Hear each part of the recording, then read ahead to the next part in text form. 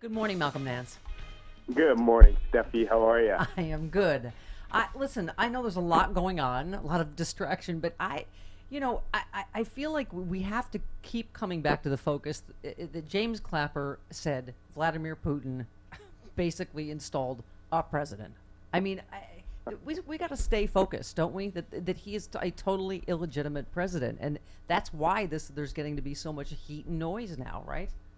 Absolutely. I mean, Donald Trump is working full time. All of his surrogates are working full time to do anything than to allow the nation to actually see and understand what happened in the run-up to the 2016 election.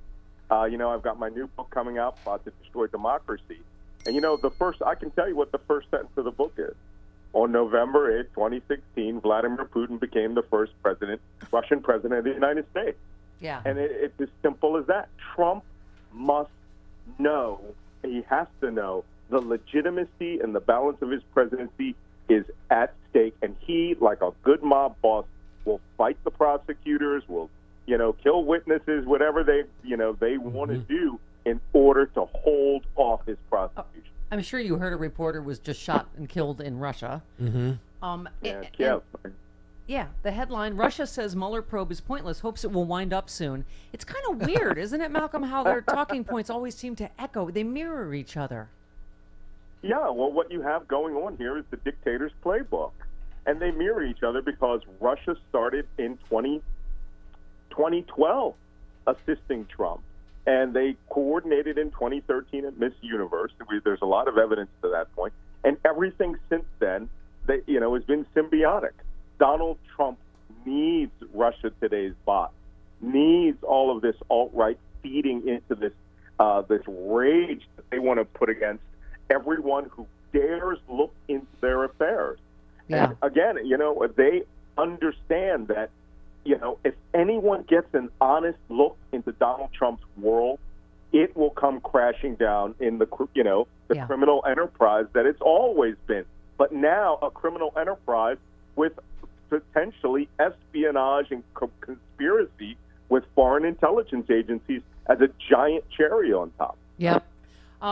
The walls are definitely closing in. I'm sure you heard Trey Gowdy say this yesterday. Here we go. Hang on. I am even more convinced that the FBI did exactly what my fellow citizens would want them to do when they got the information they got, and that it has nothing to do with Donald Trump. I have. Yeah. I mean, Malcolm, he obviously knows more than you and I know. He's seen classified stuff. There's a reason all these Republicans are stepping down and leaving and, not backing up his conspiracy theories. Like, we had wiretapping, we had unmasking, we had one thing after another where Republicans have to admit, I was saying earlier, Malcolm, there's no difference really between him and Roseanne. He is a racist, lunatic conspiracy theorist, right? But he's the president.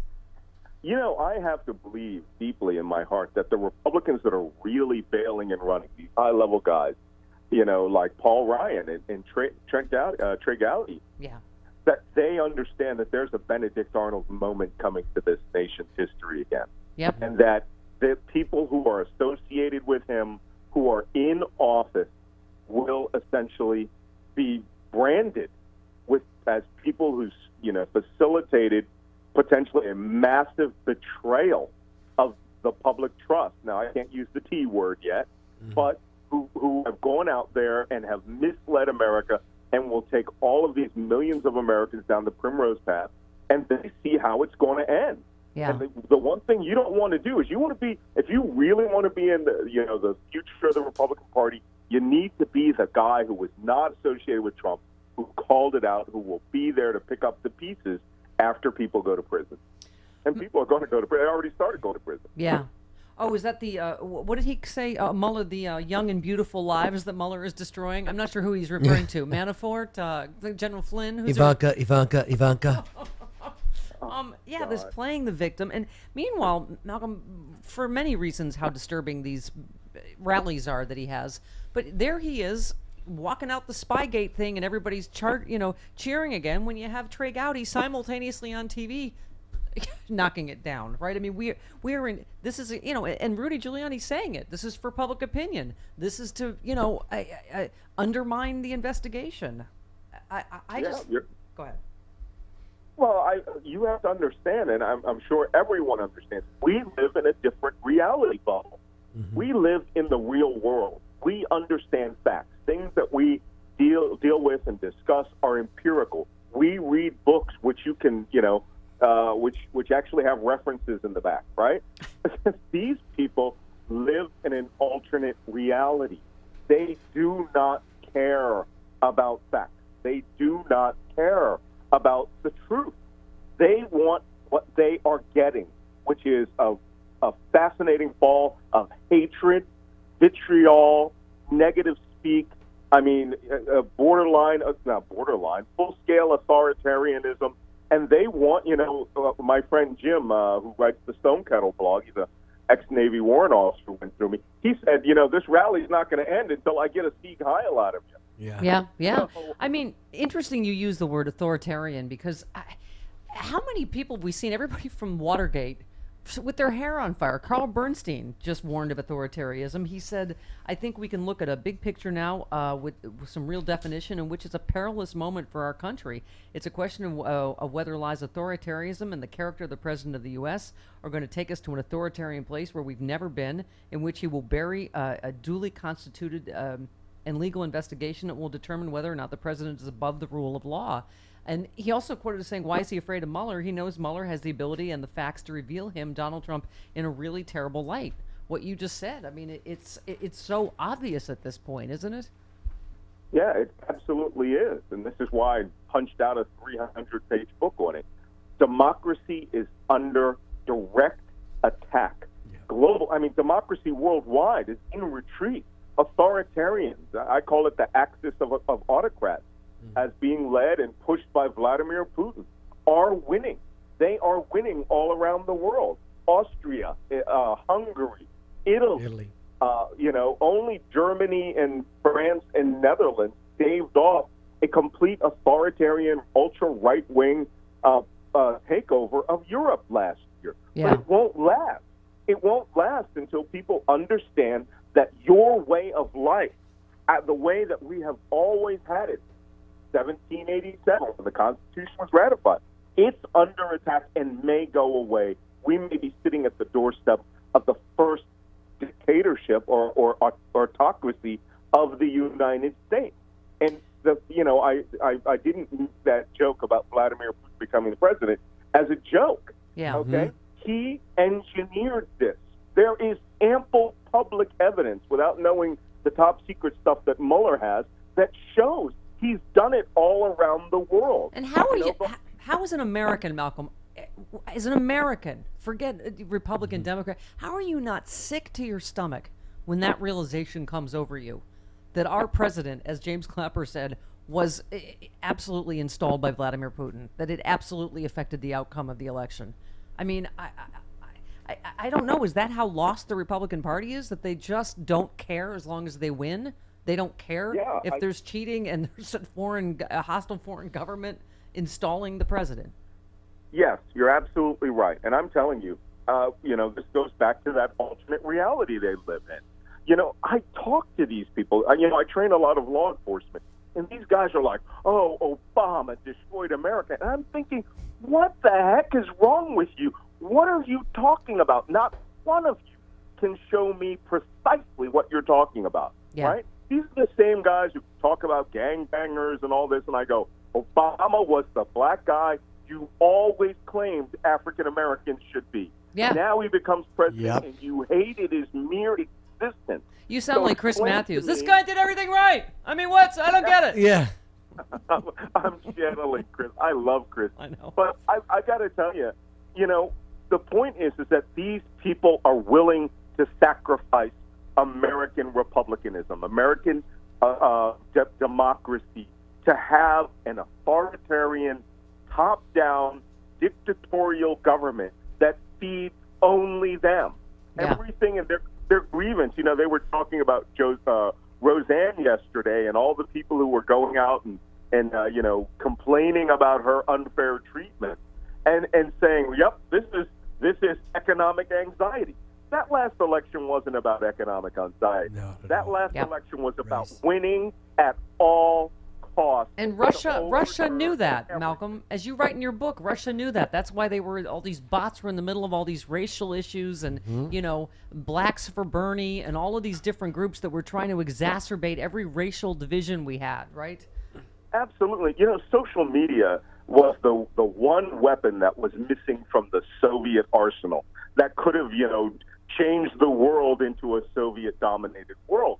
Those same Soviets who have all become rich now lead Russia. Putin's Gang of Four, who are his top ex-KGB spies who work with him, okay? These same guys were all raised communists. They're all in their 60s. They were communists until their mid-40s. And they never believed in communism, but they understood the projection of psychological power and ideology.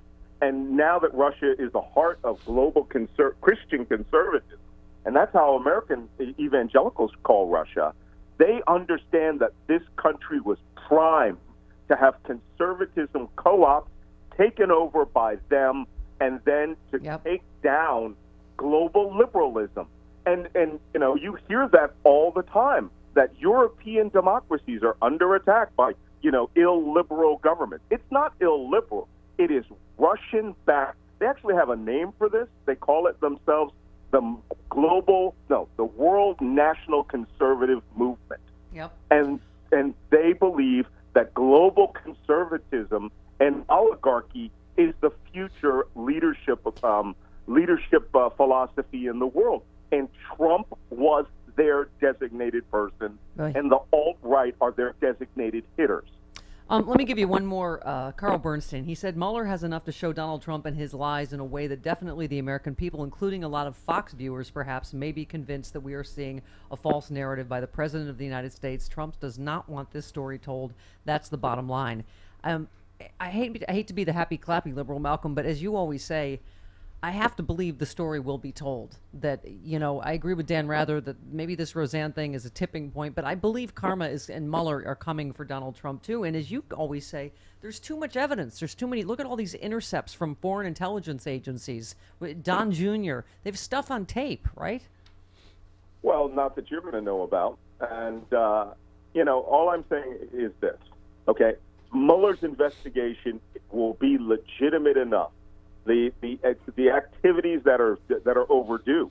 I personally think Jared Kushner's indictment is overdue. Yeah. Okay.